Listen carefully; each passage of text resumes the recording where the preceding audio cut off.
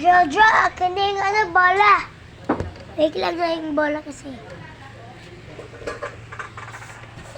Kinuha ni Jojo yung bola. Wait lang na. Kinuha kasi.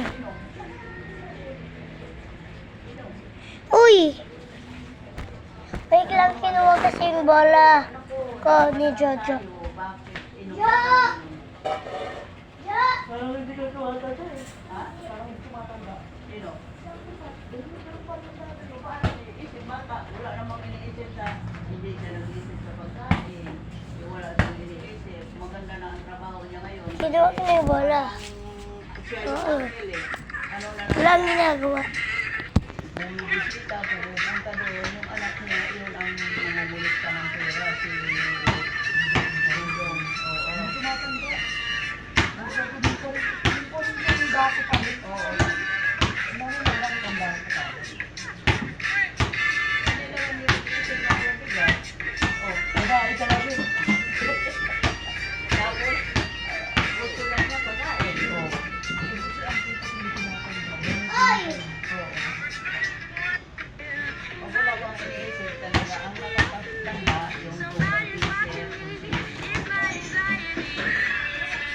Meron lang din sa ano yung pila namin. Akala ko 100 na siya kasi ang niya talagang matanda na. Pero ang matanda pa siya.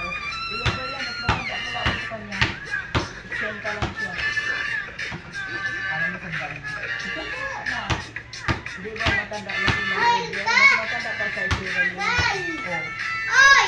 Eh, samantalang si Mang Rudy sa ano lang, 85. Si ano sa, ano pa, 2 taon pa si Peter Pulen bago mag-85.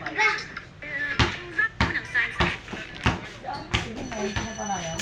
Ha? Ayun siya. Hindi siya makatanggap na si 91 na siya.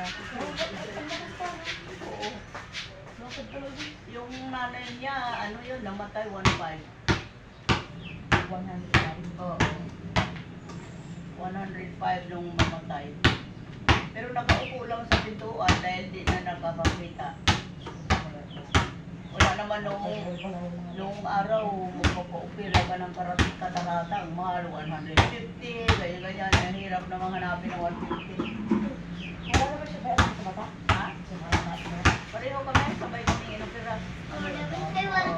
Dito kabila, ito libre. Ito yung bago ako mag-retire kasi wala akong makita. Sabi kasi ni ma'am yung kapalit na, naku, paano?